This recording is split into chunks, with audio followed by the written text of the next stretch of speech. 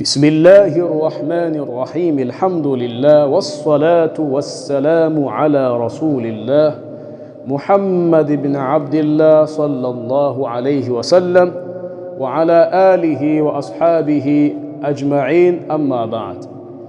Naam, kwa tawfiki ya Allah subhanahu wa ta'ala tunaendelea na somo letu la mustalahul hadith, na leo tupo ukurasa nambari 14 wa kitabu chetu, tukiingia katika kusoma aina za hadithi. Anasema shekhe, anwa'u ulumil hadith, akiwa na maana hadhihi anwa'u ulumil hadith, hizi ni aina za elimu ya hadithi. Akaanza kusema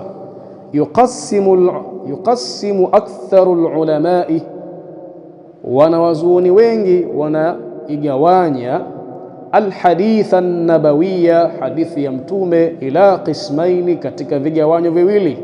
Maqbulin, kigawanyo cha kwanza ni hadithi yenye kukubaliwa, wa mardudin, na kigawanyo cha pili ni hadithi yenye kukataliwa au kurejeshwa. Tamam? Hadith maqbulin kwa maana hadithi yenye kufanyiwa kazi, na hadith mardudin kwa maana hadithi isiyofanyiwa kazi. Tamam? Hakadha. Wal maqbul maanahu, na hadith maqbul maana yake anna naqilihi alladhina naqaluhu wa hamaluhu. Wal maqbul, na hadith maqbul maanahu maana yake anna naqilihi, kwamba hakika wale wapokezi wake, alladhina, ambao kwamba naqaluhu, walioipokea kwa kuiandika, wa hamaluhu, na wakaipokea kwa kuihifadhi kwenye vifua vyao, ijtama'at fihim, zimekusanyika kwa wao, sifatul qabuli, sifa za kukubaliwa hadithi zao. Tamam? Kwa nini tumesema naqaluhu, tukafasiri kwamba walioipokea kwa kuiandika, na kwa nini kwenye wahamaluhu tukasema walioipokea kwa kuihifadhi?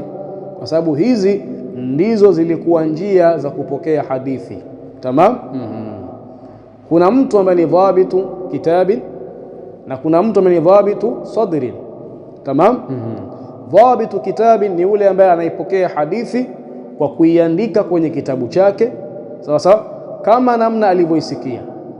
Na dhabitu sadrin ni yule mwenye kuipokea hadithi kwa kuihifadhi moja kwa moja kwenye kifua chake, na akaifikisha, kwa maana akaipokeza kwa mtu mwingine kama alivyoipokea.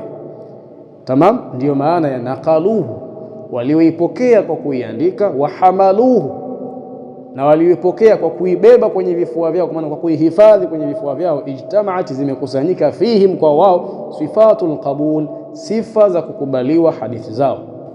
Tamam? Walidhalika, na kwa sababu hiyo, swara alhadithu alladhi, ikawa ile hadithi ambayo naqaluhu, walioipokea kwa kuiandika au kwa kuihifadhi, maqbulan, ikawa ni kukubaliwa inda alulamai, kwa wanawazuoni wa hadithi. Wal mardud, na hadith mardud maanahu maana yake annahu, hakika hadithi hiyo, lam tatawaffar, hazijakusanyika, sifatul qabuli, sifa za kukubaliwa, fi man, kwa yule mtu ambaye naqalahu, aliyeipokea kwa kuiandika, wa hamalahu, na aliipokea kwa kuihifadhi. Walidhalika, na kwa sababu hiyo, swara alhadithu alladhi naqalahu mardudan, ikawa ile hadithi aliyoipokea kwa kuihifadhi au kwa kuiandika kwenye kitabu, mardudan, ikawa ni yenye kurejeshwa, kwa maana isiyofanyiwa kazi. Tamam? Ikawa nini? Yenye kurejeshwa, kwa maana ikawa haifanyiwi kazi. Tamam? Hakadha. Wal maqbul, na hadithi maqbul huwa alladhi yusamma inda ulamai almustalah wal maqbul, na hadith maqbul huwa alladhi, ni ile hadithi ambayo yusamma, inayoitwa, inda ulamai almustalahi, wa wanawazuoni wa mustalahi, bil hadithi sahihi au al hasani, ni ile hadithi inayoitwa bil hadithi sahihi, huwa ni hadithi sahihi, au al hasani, au hadith hasan. Tamam? Wal mardud, na hadithi mardud huwa alladhi, ni ile ambayo yusamma, inayoitwa inda ulamai almustalahi, kwa wanawazuoni wa elimu ya mustalahi bidhaifi inayoitwa kuwa ni hadithi dhaif. Tamam. Walamma kanat sifatu alqabul, na pindi zilipokuwa sifa za kukubaliwa hadithi, kwa maana sifa za kukubaliwa hadithi kwa mpokezi. Tamam. Hakadha walamma kanat sifatu alqabul, na pindi zilipokuwa sifa za kukubaliwa hadithi kwa mpokezi, qad takunu kamilatan tamatan, huenda zikawa zimekamilika sasa fi rawi, kwa mpokezi wa hadithi, wa qad tanqusu qalilan, na huenda zikapungua kidogo. Iqtadha, likahukumia jambo hilo. Iqtadha, likahukumia nini jambo hilo? Jambo gani? La kuweza kuwepo zile sifa za kukubaliwa hadithi kwa mpokezi kamili au kupungua kidogo. An yakuna almaqbulu ala darajatayn, iqtadha, likahukumia jambo hilo. An yakuna almaqbulu, iwe hadithi maqbul, ala darajatayn, iwe katika daraja ngapi? Daraja mbili. Darajatun ulia, daraja ya juu, wa darajatun aqallu minha, na daraja iliyokuwa chini ya daraja ya juu. Tamam. Kwa hiyo hadithi ambayo ni makbul, kuna hadithi ambayo ni makbul iliyopokewa na mpokezi ambaye sifa zake zile za kukubaliwa hadithi zimekamilika. Sasa na hadithi hiyo daraja yake ni darajatun ulia. Tamam.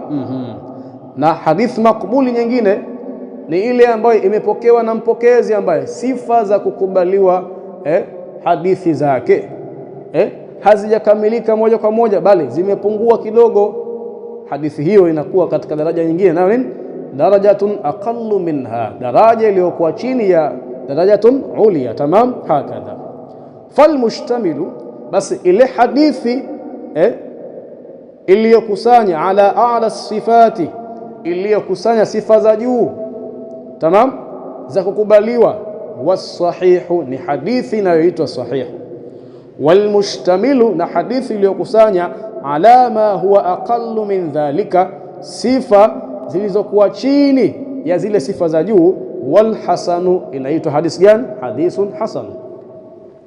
Wayatahassalu min hadha, na kunapatikana kupitia maelezo haya yaliyotangulia hapo nyuma, anna alhaditha, ya kwamba hadithi yanqasimu ila thalathati aqsamin, inagawanyika katika vigawanyo vingapi? Vitatu. Sahihun, kigawanyo cha kwanza ni hadithun sahihun, wa hasanun, na kigawanyo cha pili ni hadithun hasanun, wa dhaifun, na kigawanyo cha tatu ni hadithun dhaifun. Tamam. Lakini vigawanyo hivi haimaanishi kwamba hadithi zote ni sahihun tu na ni hasanun tu na dhaifun tu. Hapana, hivi ni aqsamuhu alkulliyatu. Sasa hivi ni aqsamul hadithi alkulliyatu, ni vigawanyo vikuu vya hadithi. Tamam. Tunaposema vigawanyo vikuu vya hadithi tuna maana gani? Tuna maana kwenye kila kigawanyo kati ya hivi vigawanyo vitatu, chini yake kuna aina nyingine za hadithi. Tamam. Chini yake kuna aina nyingine za nini? Za hadithi. Kwa hiyo kwenye sahihun, kwenye kigawanyo cha sahihun, chini yake kuna hadithi nyingine zinaingia. Mfano wake alhadithu almuttasil, alhadithu almusnad. Tamam, inaingia kwenye kigawanyo cha hadithun sahihun. Sawa. Lakini pia kwenye kigawanyo cha hadithun hasanun, kuna vigawanyo vingine vinaingia. Mfano wake hadithi ambayo ni hasanun lighairihi. Hasanun lighairihi, hasanun lighairihi ni hadithi ambayo mwanzo ilikuwa sio hasanun, ilikuwa ni dhaifu, lakini baada ya kukusanywa njia zake, sawa, ikapanda kutoka kwenye dhaifu ikawa ni hasanun lighairihi. Lakini pia kwenye upande wa kigawanyo cha hadithi dhaifu kuna vigawanyo vingine vinaingia, ndo vingi vinaingia hapo, vinaingia vigawanyo vingi sana. Tamam. Hakadha, ambavyo tutakuja kuviona hapo mbele baada ya kumaliza tu somo hili. Tamam. Hakadha, kwa hiyo tumesoma vigawanyo vitatu ambavyo nini? Ni aqsamul hadithi alkulliya, vigawanyo vikuu vya hadithi, vigawanyo ambavyo chini yake kuna vigawanyo vingine vya hadithi ambavyo tutakuja kuvisoma huko mbele kupitia kitabu chetu hichi. Tamam, hakadha. Lakini baada ya kuwa tumesoma vigawanyo hivi vitatu, sahihun, hasanun wa dhaifun, tukaona kwamba tugusie mustalah ambao al-Imam at-Tirmidhi tamam aliyoweka kwenye kitabu chake cha Jami'u at-Tirmidhi au kwa jina jingine Sunanu at-Tirmidhi, lakini jina la Jami'u at-Tirmidhi ndio sahihi zaidi. Tamam. Al-Imam at-Tirmidhi ukiingia kwenye kitabu chake hichi cha Jami'u at-Tirmidhi utakuta ametumia sana mustalaha wa kusema hasanun, sahihun, tamam, hasanun gharibun, hasanun sahihun la na'rifuhu illa min hadha alwajhi. Tamam, hakadha. Kwa hiyo je, hukumu ya hadithi kama hii au maana iliyokusudiwa kwenye mustalah kama huwa al-Imam at-Tirmidhi, maana hasa iliyokusudiwa ni ipi?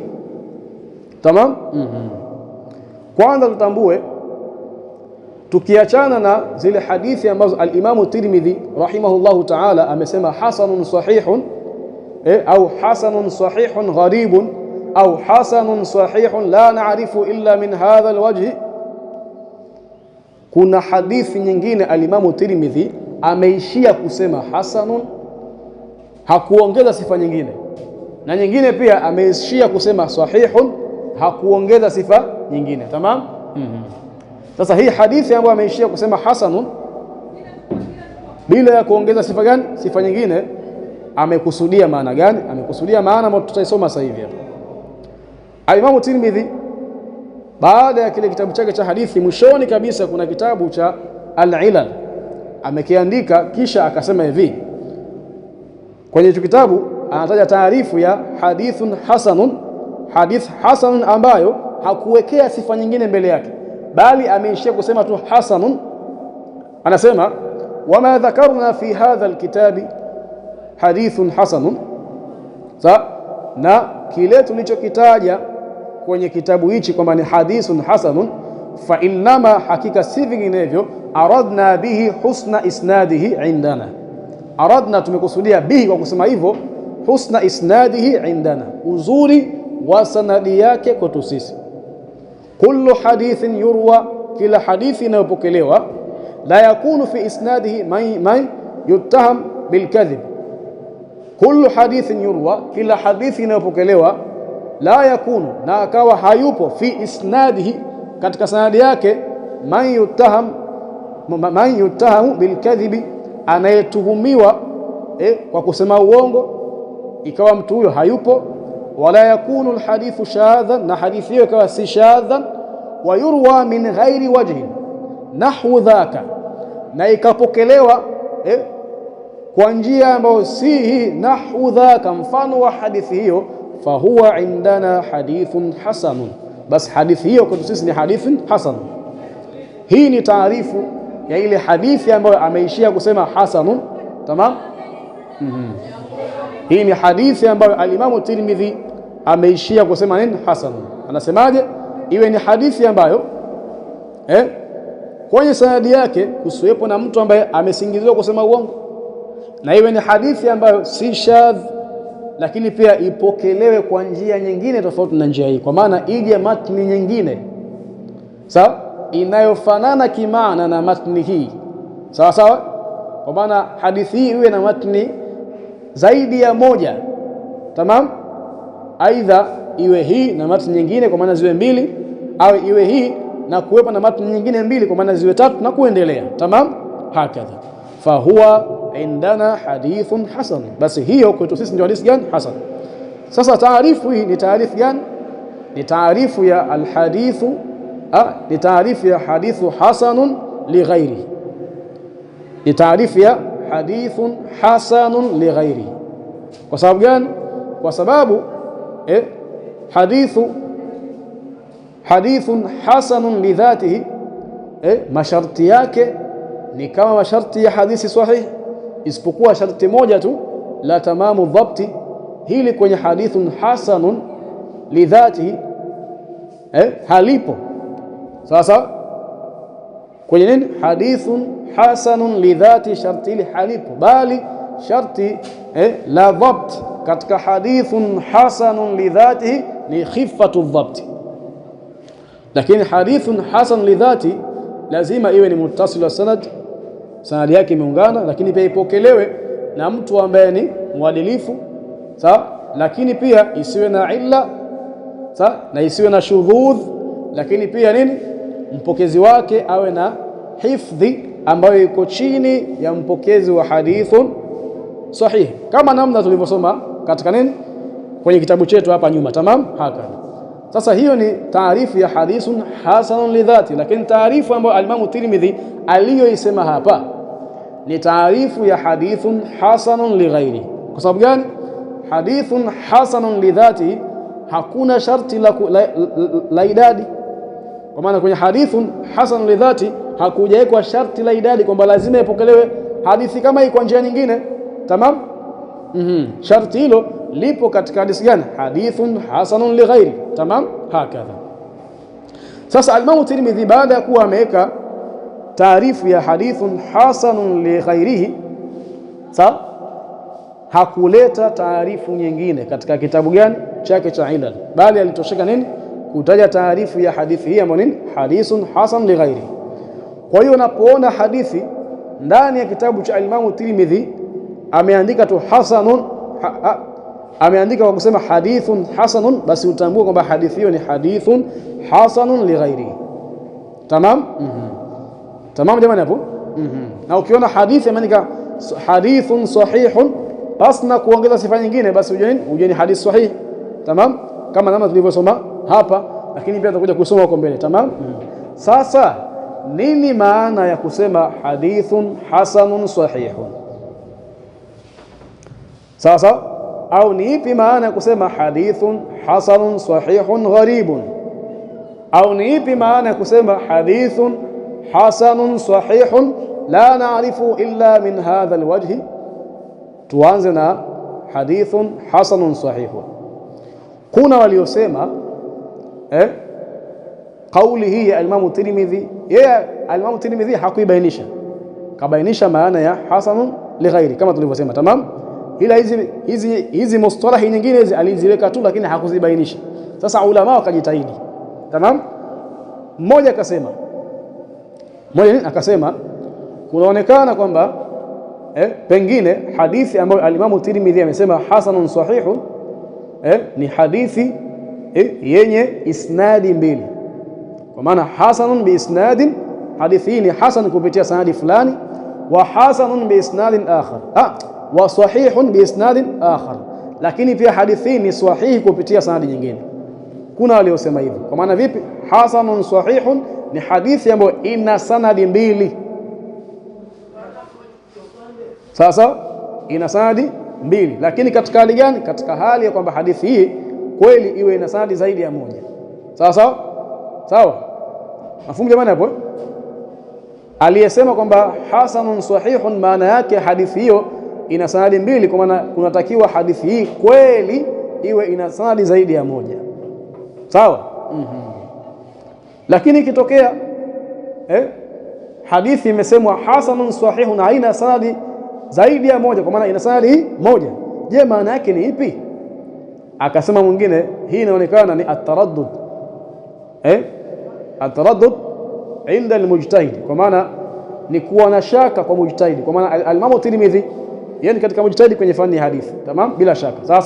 Sasa alipoandika mustalahi kama ukasema hasanun sahihun na hadithi hiyo ikawa haina sanadi nyingine isipokuwa sanadi yake ni hii moja tu, kwa maana alikuwa na taraddud, alikuwa na shaka kwenye kuhukumu hukmun jazimun katika hadithi hii. Kwa hiyo akaona ahukumu hukumu zote mbili. Tamam. Baada ya kuona shaka kwamba aihukumu hadithi hii kuwa ni hasan au aihukumu hadithi hii kuwa ni sahihun, baada ile shaka akaona ili nisitoe hukmun jazimun, acha nikusanye hukumu zote mbili, niseme kuwa ni hasanun sahih, kwa maana hadithi hii ina daraja mbili. Sasa hadithi hii ni hasanun, lakini pia hapo hapo pia ni sahihun. Tamam, hiyo ni kauli ya pili. Kauli ya tatu akaja akasema mwingine akasema inavyoonekana bwana kilichokusudiwa hapa ni alhusnu lughawiyu, alhusnu lughawiyu fi sanad, fi sanad wasihhatu fi almatn. Kilichokusudiwa hapa afwan, kilichokusudiwa hapa ni nini? Ni alhusnu lughawiyu fi almatn wasihhatu fi sanad. Kwa maana vipi? Ni uzuri wa kilugha upande wa matni na usahihi katika upande wa sanadi. Kwa maana vipi? Hadithi ambayo al-Imam Tirmidhi amesema hasanun sahihun, maana yake ni hadithi ambayo matni yake ina maneno mazuri na sanadi yake ni sahihi. Tamam? Baada ya kusema hivi, rudda, akaradiwa. Akaradiwa kwa kuambiwa vipi? Kuambiwa kauli hiyo kauli ya kusema nini? Kwamba pengine amekusudia uzuri wa matamshi yaliyopo katika matni na usahihi wa sanadi. Kauli hiyo si sahihi. Kwa sababu gani? Hata inapokuja hadithu maudhu'un itakuwa nini? Itakuwa ni kuna juzu kusema maudhu'un hasanun au hasanun maudhu'un, na hicho ni kitu ambacho nini? Kitu ambacho hakipo katika upande wa mustalahi wa wanazuoni wa hadithi. Hadithi maudhu' ni maudhu', haisifi kuwa ni hasan. Tamam? Mafhumu hapo? Kwa hiyo huyu kauli yake nini? Kauli yake ikarudi, ikarejeshwa, ikakataliwa. Tamam hapo? Hakadha. Kauli nyingine akasema kwenye tadribu rawi, kwenye nini? Tadribu arrawi. Na kauli hii ni kauli ya al-Imam Ibn Kathir, anasema anna al-jam'a baina as-sihhati wal-husni, hakika kule kukusanya kati ya sifa ya kwamba ni sahihi kwenye hadithi moja na sifa ya kwamba ni hasan kwenye hadithi moja, darajatun mutawassitatun baina as-sahihi wal-hasan. Hii ni kuonesha kwamba hadithi hii ipo katika daraja ya katikati, kwa maana hadithi hii ipo katika daraja kwa ni hasan na ipo pia katika daraja kwa ni sahihi. Sasa kauli hii ya kusema kwamba hadithi hii ipo katika daraja ya hasan na sahihu sio kauli ya shaka tena, ni qaulun jazimun, kwa maana ni hukmun jazim. Kwa moja kwa moja hadithi hii al-Imam Tirmidhi ameihukumu kwa maneno ipo katikati ya daraja ya sahihi na hasan, kwa maana haijafikia nini kuwa ni haijafikia kuwa ni sahihi moja kwa moja, lakini pia sio hasan moja kwa moja. Tamam? Hakadha. Hii ni kauli ya Imam Ibn Kathir. Sawa? Lakini mwingine akasema kauli ya Imam Tirmidhi kwamba hadithun hasanun sahihun, maana yake ni asahhu sahihi, ni asahhu sahihi, ni hadithi ambayo ni sahihi kuliko hadithi zote. Tamam? Ni hadithi ambayo ni sahihi kuliko hadithi zote. Tamam? Kwa hiyo kauli zilikuja nyingi sana, lakini turudi pale kwenye kauli nyingine anayosema hadithun hasanun sahihun gharibun. Hadith gharibun ni hadithi yenye kupokelewa kwa njia moja. Tamam? Ni hadithi iliyopokelewa nini? Kwa njia moja, haiwi na njia zaidi ya moja. Sasa kuna waliosema kwamba hadithi hii haingii kwenye taarifu ile ya kwanza. Taarifu ile tulitanguliza kule mwanzo. Sababu gani? Kasemaje kule? Wayurwa min ghairi wajhin nahwu dhaka, na ipokewe hadithi nyingine kwa njia nyingine mfano wa hadithi hii. Sasa hadithi hii haiwezi kuingia katika taarifu ile.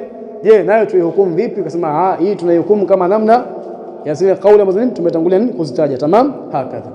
Lakini mwishoni sasa akaja al-Imam Ibn Daqiq al-Eid akasema na kutoa jawabu, yani alisema na kutoa jawabu lilimaliza utata kwa kusema hivi Al-Imam Tirmidhi aliposema hadithun hasanun sahihun au hadithun hasanun sahihun gharibun au hadithun hasanun sahihun la yurwa min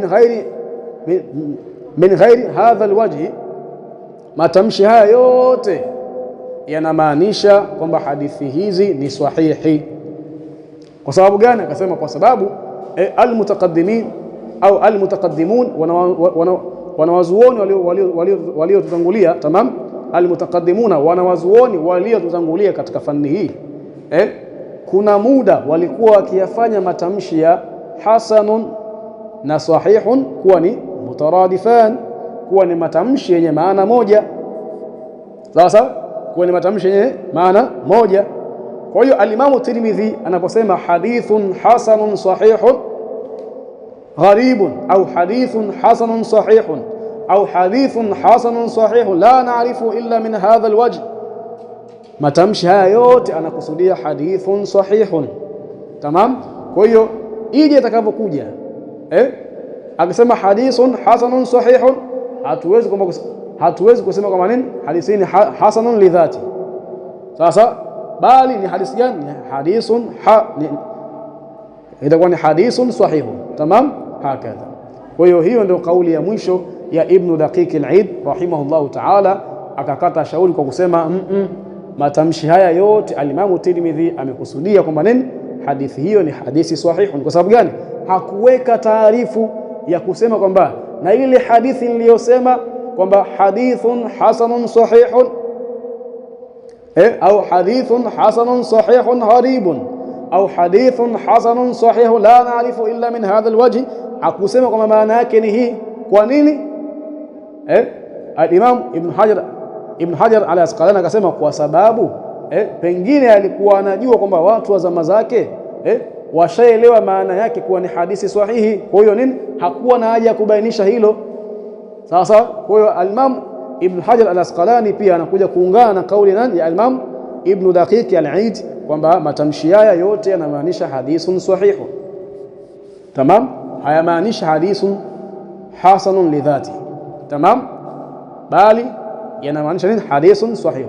Na mwingine katika ulama akasema wallahi mimi mpaka leo hii bado nina shaka, sijui alichokusudia Imam Tirmidhi ni kitu gani, na insha Allah taala ikiwa nitakutana naye kesho kwenye mahshar nitamuuliza tena kwamba nimeambiwa na wanazuoni kadha wa kadha, lakini mimi pia nitakuuliza kwamba mimi pia leo nakuuliza umekusudia nini kusema hasanun sahihun gharibun au hasanun sahihun au hasanun sahihun la na'rifu illa min hadha alwajh. Kuna mmoja akasema hivyo, sema mimi sitomwacha Imam Tirmidhi, lazima nimuulize katika mahshar tukikusanywa pale, kama nitapata bahati ya kumuona nitaambia tuambie mal muradu biqaulik hadithun hasanun sahihun au hadithun hasanun sahihun gharibun au hadithun hasanun sahihun la na'rifu illa min hadha alwajh. Tamam, sawa sawa. Lakini kauli yenye nguvu ni kwamba yale yote alikuwa anakusudia hadithun sahihun. Tamam. Na ile hadithi aliyosema hasanun peke yake taarifu yake ni ile tuliyotangulia kuitoa juu, sawa, na tukasema nini ni hadithun hasanun li ghairihi, hadithun hasanun li ghairihi. Tamam. Kwa sababu gani? Kwenye taarifu ile al-Imam Tirmidhi ameweka sharti la idadi kwamba kuwepo na hadithi nyingine iliyopokelewa kwa tamshi kama hilo, sawa. Sasa sharti hili linapatikana kwenye hadithun hasanun li ghairihi na alipatikani katika hadithun hasanun li dhati. Tamam. وإلى هنا انتهي. الكمال لله والعصمة للأنبياء والنقص لنا، وهذا السلام عليكم ورحمة الله وبركاته والعفو منكم.